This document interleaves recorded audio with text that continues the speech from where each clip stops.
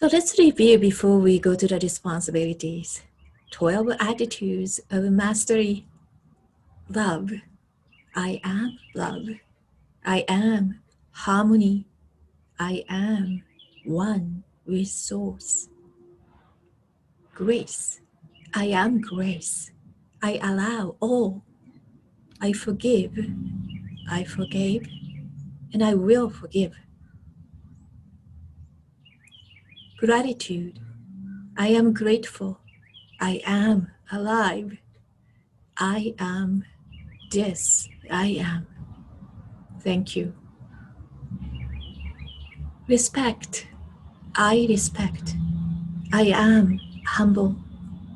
I recognize God's spark within all.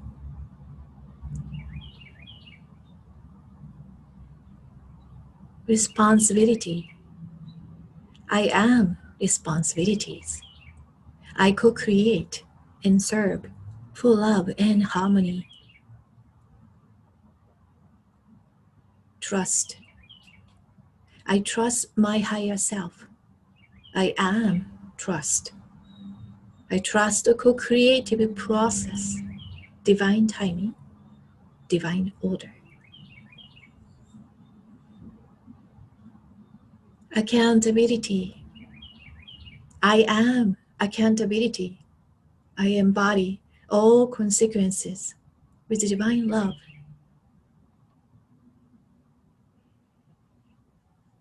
Impeccability. I am impeccability. I stand firmly in this reality for and with love and harmony. Awareness. I am aware. I mind fully. I am attentive to all oneness. Fearlessness. I choose love. I am fearless. I am eternal. I am one with Source. Engaged detachment. I allow. I see lessons beyond the illusion. I am state of isness.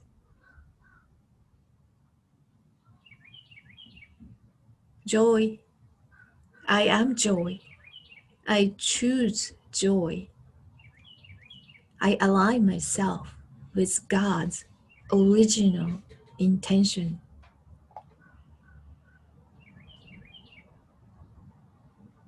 Breathe in and out. Feel the sense, the energy as it runs through your body.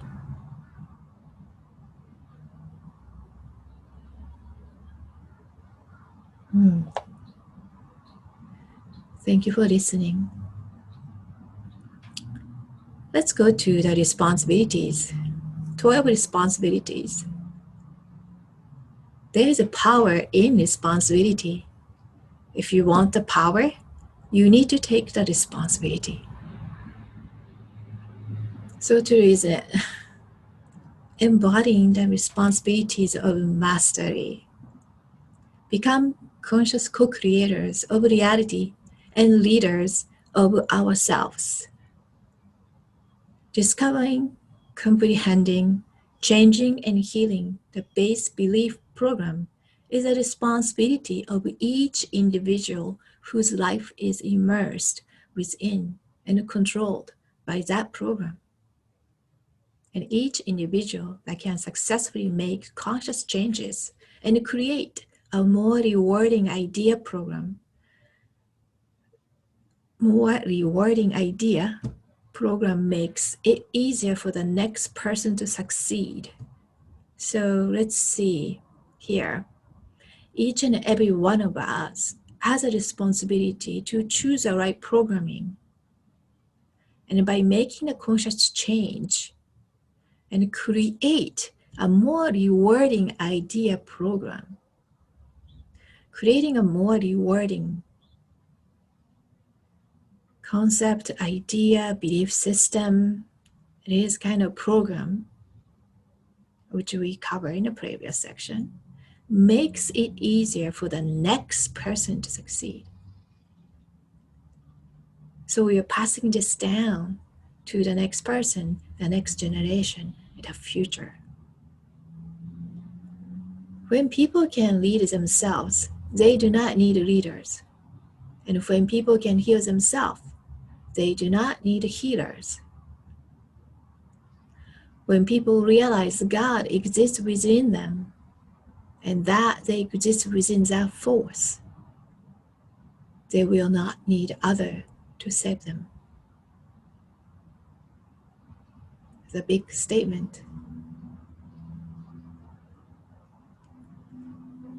Let's take a look at these responsibilities. Self-actualization. I'm free from all illusion.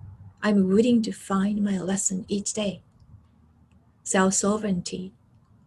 I have power within. I do not need external approval. Self-containment.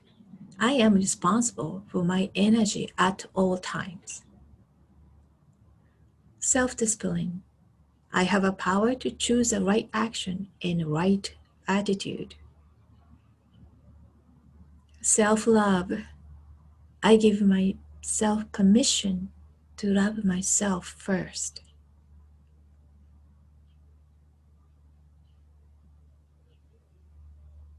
Spiritual integrity. I own every part of who I am. Appreciation. I am thankful for my consciousness, my awareness, and my direct relation to Source.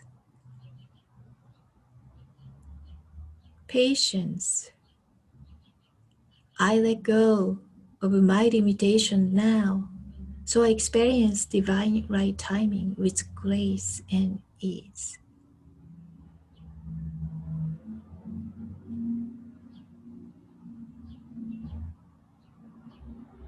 Kindness.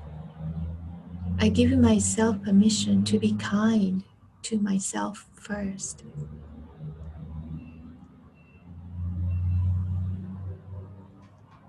Conservation. I take what I need and no more. Cooperation, diplomacy. I seek a higher option for all. Sense. I apply both common and uncommon sense to honor all aspects of our lives. Inhale and exhale.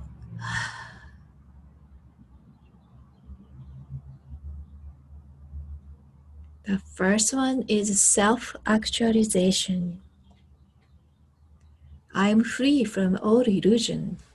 I'm willing to find my lesson from my reality fields. So self-actualization. The definition is to merge with your higher levels of consciousness and hold that state versus activation. So it is easier to understand by comparing the two similar ideas. So activation is something that we often hear. You're activating something, or shifting from this state to that. But that doesn't need to be, you will be staying at that state. It could be a nanosecond, could be very temporary thing. Now, actualization is the shift, but it's also holding. You're becoming that. So your each moment, each state is that rather than the previous state. You become love itself. So it is no more I believe, I wish, I desire, I will. You are it. You are itself.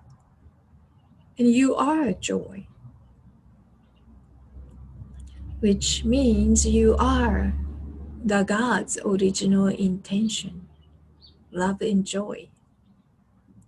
So the joy becomes much deeper and also the stable state. You'll be able to hold this high frequency at all times. The joy becomes ecstatic and love becomes eternally perpetuating current of harmonization. So visualize something, the wonderful harmonizing. Harmonizing is also healing energy, perpetually permeating, running through each and every part of you and everywhere else. It is as if those spring, the miracle water coming out from somewhere, nowhere. You know, the people love to find those magical spring coming out and never stopping. And if you touch the water, you become younger and stay young as long as you be staying in that little water, that everlasting, perpetually running current, the pouring water. So that is the love, the divine love, and the joy is ecstatic one. So I am ecstatic joy. I am this I am.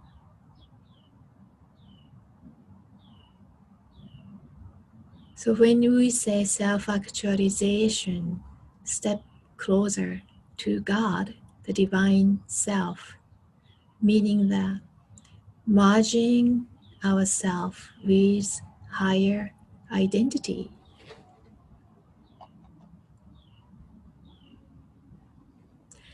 So we're going to be progressively becoming more free, inviting more loving energy of harmonization. And you're becoming more and more be able to hold this state of ecstatic joy. The next one is self-sovereignty. This is a responsibility number 2. Fully owning power within. No need for approval, no protest against the government or any external authority figure. So it is an important responsibility. You are your freedom is something. It is you own the responsibility.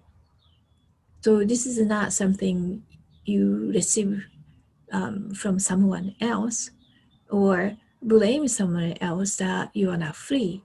It is your responsibility, and nobody put you in a state. Even though sometimes you feel those forces outside making you this way, in this state, but it is an illusion. You have your power within.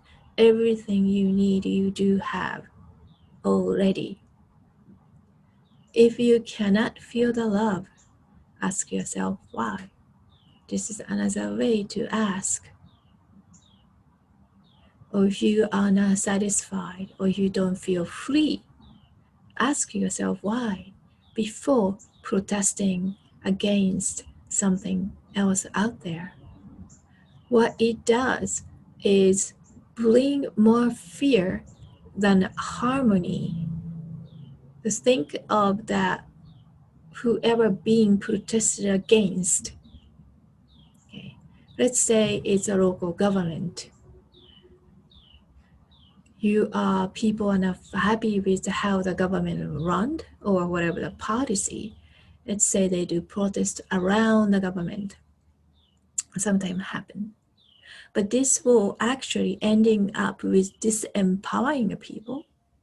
because you're transferring your right, your responsibility to somebody else. So somebody else receive this responsibility and obligated or feel more strongly to manage or control. It actually come back in opposite outcome. So let's say this local government will demand more power and control. It could be the exchanging more money or more policy or more of something.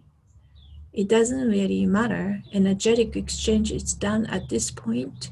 The group of local people are protesting to government, meaning that I do not have a power. We do not have a power to solve this within. So I'm giving you our power so you can do it for us. And it's caused the opposite outcome. Rather, we will need to ask ourselves, what can we do ourselves, because we have everything we need, and how we could work with everybody else involved to reach the higher potential. So this is something we need to ask ourselves first. It all comes back to what is being mirrored to us. It always comes back to self. It all comes down to being a journey of self. The ultimate dichotomy is that only in self-sovereignty will we fully know the law of one. So this is a pretty telltale, or something I pause and think of. The law of one is recognizing all as God's spark within. We are all equal, or we all divine being and divine thing. That is a first thing, and also the second thing is we are all connected to each other. So whatever we feel a lack of, right, it's going to be mirrored back to us, meaning that when we feel lack of, we are projecting others.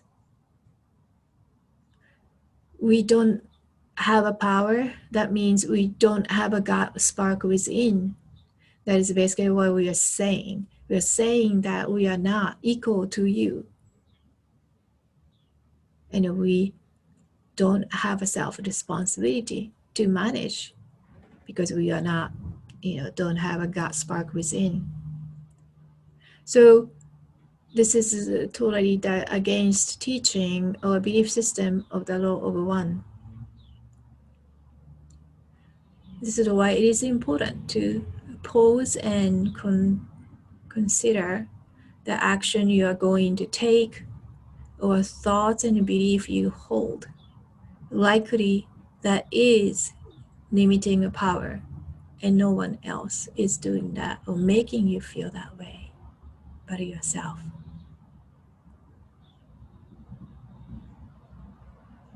Here's another thing. We need to be a chain of individual, sovereign link, ready to stand alone if need be. We need to change thinking from united, we stand, divide, we fall, to united, we stand, divide, we stand. So this is another good way to think of. So each individual be able to hold its own stance. We all be able to stand firmly on this ground and to claim our role, our God spark within, where you are on one, right?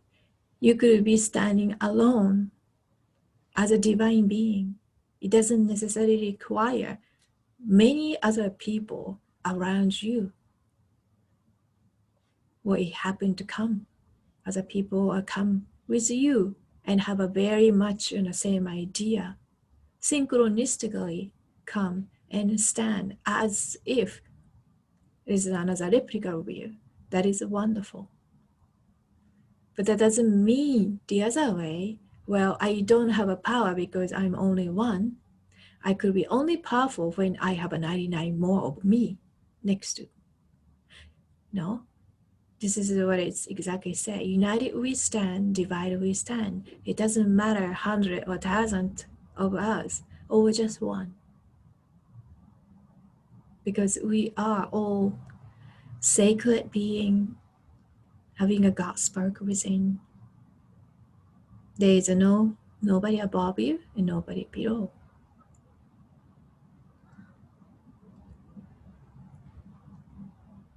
So this is one of the first things we need to learn. What does it look like to you? And this is something we need to train ourselves mentally, yes, psychically, yes, emotionally, definitely, yes.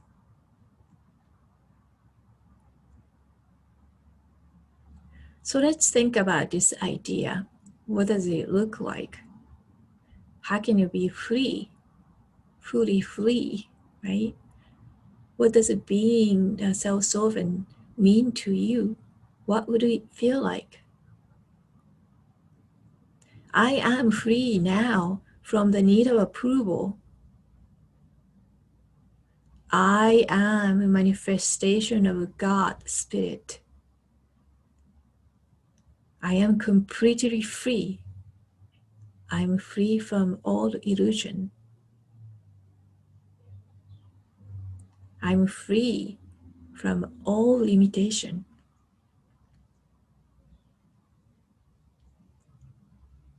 And I do not need any cheerleaders. I do not need my tribes next to me, or my family and friends. That doesn't mean I'm rejecting them. It'll be wonderful if they are there. But even I'm standing here alone as suffice because I know this is my responsibility. How do you see yourself? State of complete freedom.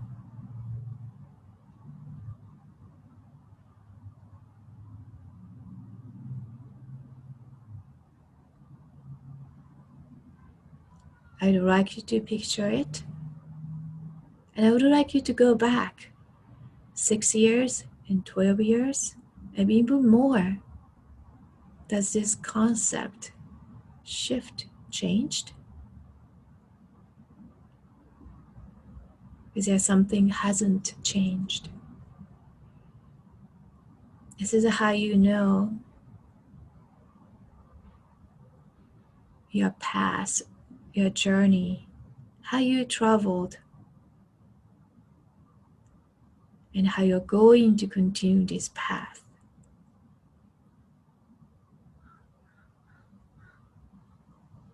The third responsibility, self-containment. I am accountable for my energy. I am a lion tamer. Self-regulation is a key. This is not to suppress all negative, yucky stuff. So let's see the self-containment. Let's check into your thought. Check into your feeling. And check into your physical body. Is there any complaint or pain that your body is signaling now?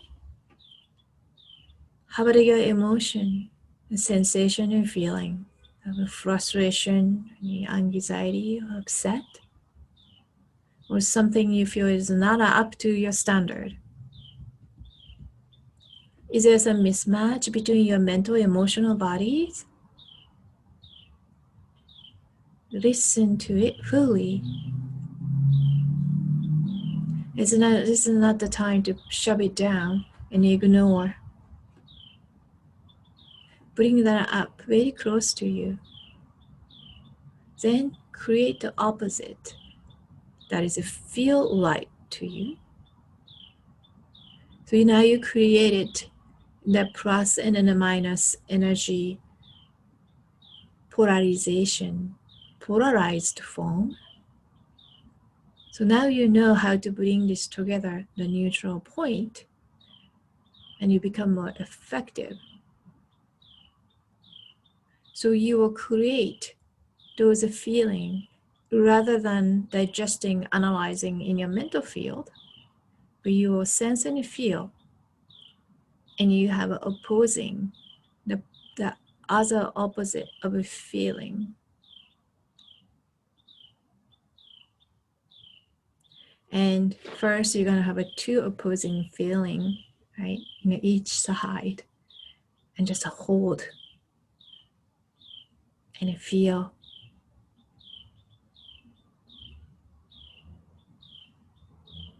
This is how you self-contain.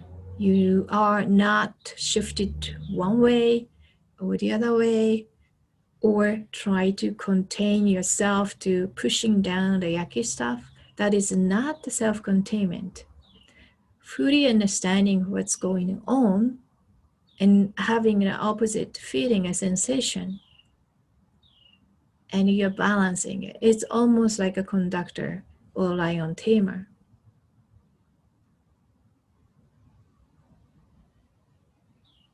Now there's one of the techniques listed here.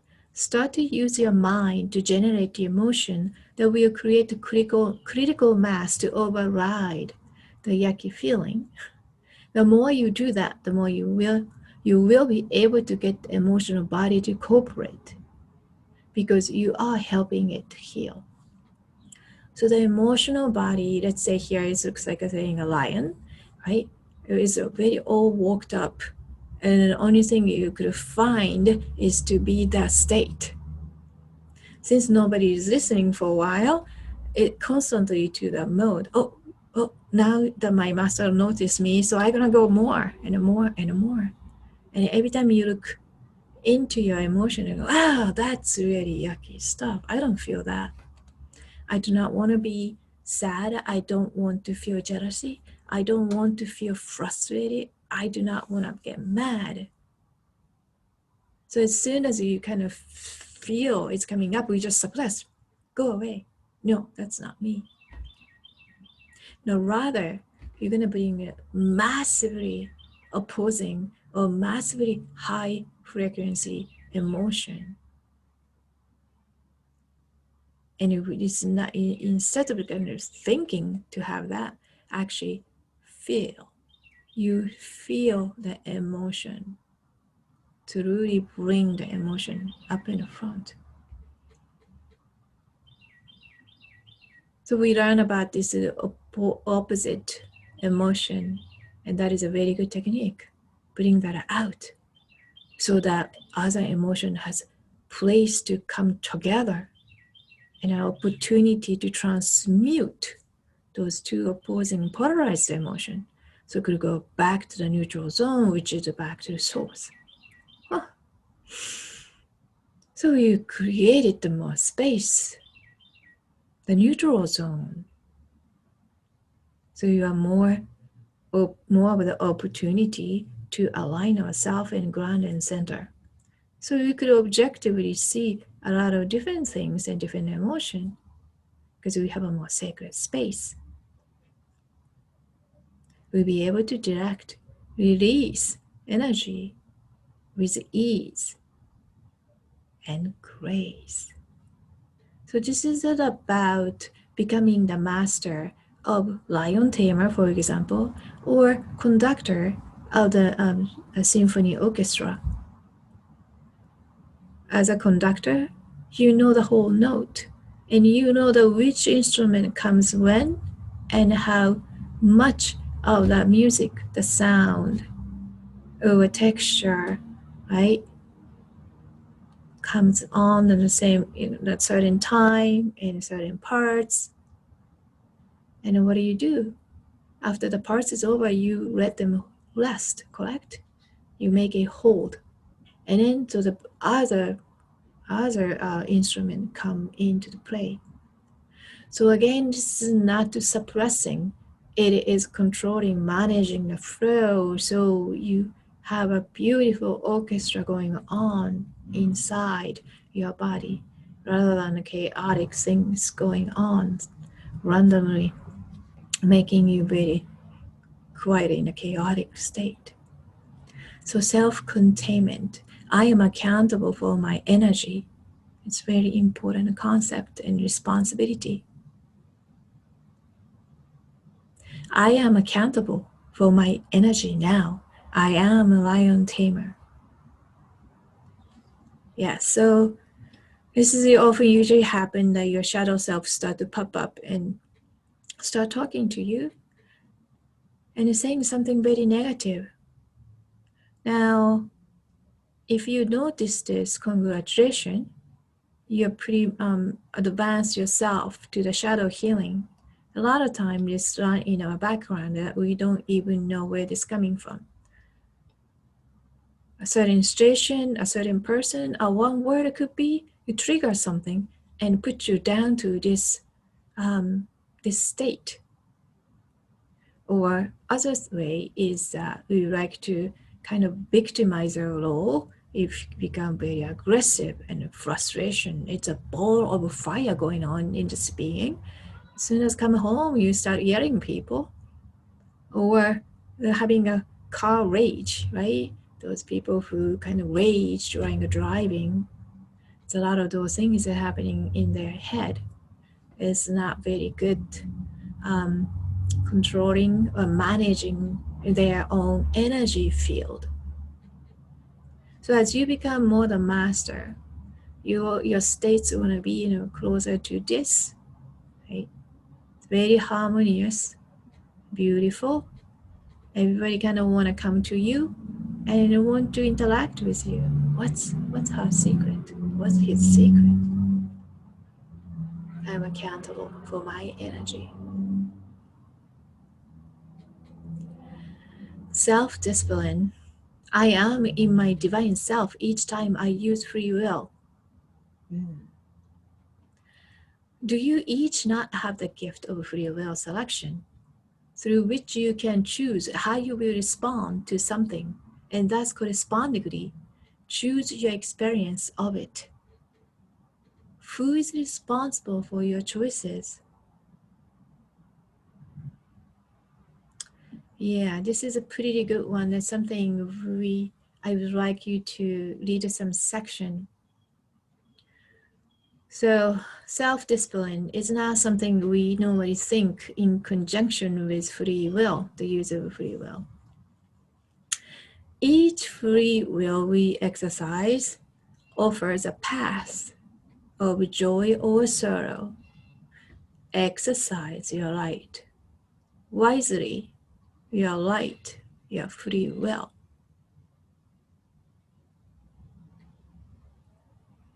Each free will offers a path. Exercise wisely. Okay. Let's see if I did it right. The lead section. Okay. Here you go. Let's see if we could make this a little bigger so we could lead in here together. This is we just led. The conscious mind has a free will power to actively choose ideas, belief, assessment, and labels that honor and recognize rather than deny the power of God's source within. The experience with fear or fearlessness is a free will conscious choice, a reality that is, and which Earth rays have long forgotten. Fear emerges when you do not take responsibility for the thoughts and ideas you allow yourself to entertain, and thus permit ideas that denies a God source within to control the biochemical translation of experience for you. I'm going to read this one more because it's important and somewhat it's difficult to understand at first. The conscious mind has a free will power to actively choose idea, belief, assessments, and label that honor and recognize rather than deny the power of God's source within. So we could consciously choose free will power to honor the power of God within, right? The experience of fear or fearlessness is a free will conscious choice. So we have a power to choose to be fearful or not. Fear emerges when we do not take responsibility for our thoughts and idea. So it is something that we choose to accept that we don't have a God within. That's what it's saying. As soon as we allow ourselves not to believe in this idea, it's just the program runs, trigger, and we feel fear. That's what they're saying here. Let's move on.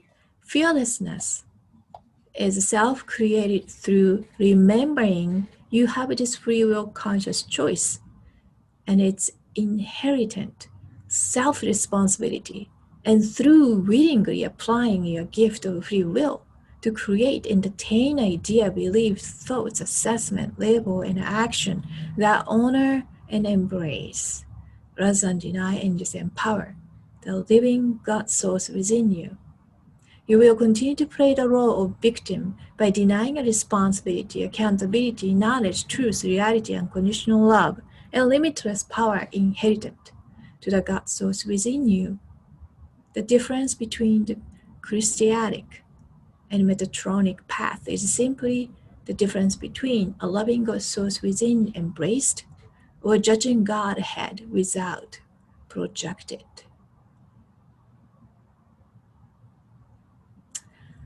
It is a very powerful statement, and it's something it doesn't come across in everyday text or article.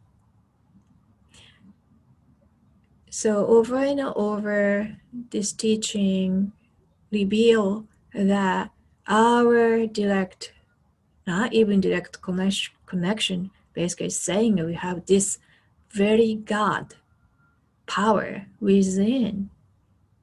The only difference between the one from the other is whether we actually believe, entertain, and act upon it or not. It does look like very much this or that idea, I have to say, because perhaps I could see myself, yes, sometimes I do feel perfectly aligned that I am the divine being, I have the access, direct connection to source. However, certain occasion I do experience the fear or going to the fear mode, and I consciously correct myself. So let's say even a nanosecond, I feel this way, basically that moment, nanosecond moment, according to this, I'm not trusting, I'm not entertaining this idea of God's source within. So this is something we're going to put this in a parking lot, and each time you feel fear or not being fearful, we will check in with our consciousness. Is this because I'm in alignment with this idea? And that is something we're feeling inside and taking action accordingly. It's probably good to experience this rather than having an intellectual exercise here. I just wanted to explain or introduce this idea because that's not something you find in everyday life, and I thought you probably be entertain this idea. Okay, going back to your presentation. So self-discipline, right?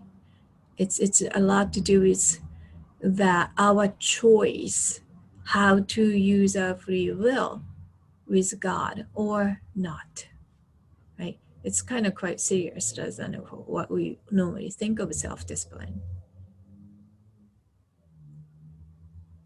I am in my divine self each time I use free will choice.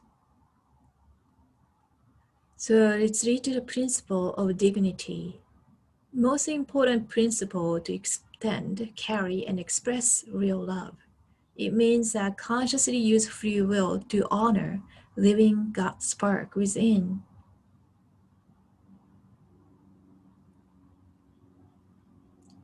No one can take this away from you unless you give it away. Yeah, we seen it earlier. We could give away many different ways: protesting or complaining or blaming, right? Or you could think of it many other way. But a lot of those actions, yes, it's your free will choice, obviously.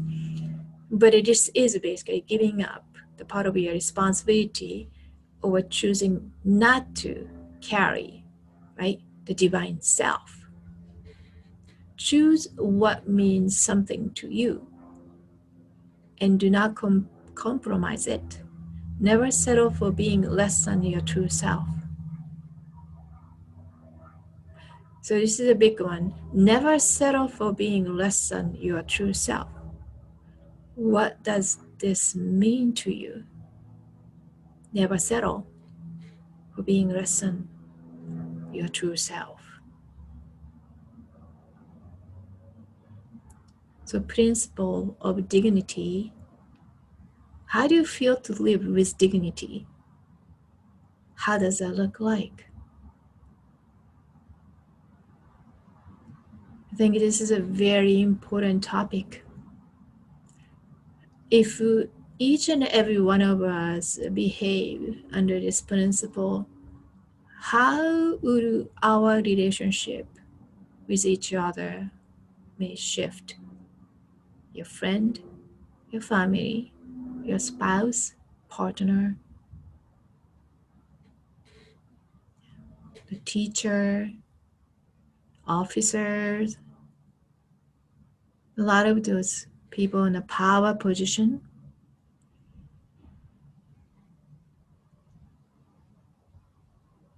or somebody who are very close, or people in the street.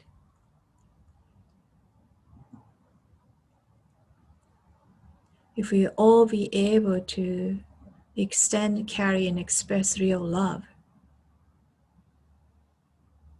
it means consciously use free will to honor living God spark within. It is a more serious way to take a look at this use of free will. And this is exactly what we need at this very moment. Because it's so important, I think it's a great to have a little exercise to picture your version of dignity. I am in my divine self each time I use free will. What does it look like to you? I don't care, it could be stick figure. I think it really deserves some artistic expression that actually you feel each time you see this picture and photo or image you drawn. And other people could see that too. Let's stop the video here and let's work on this together.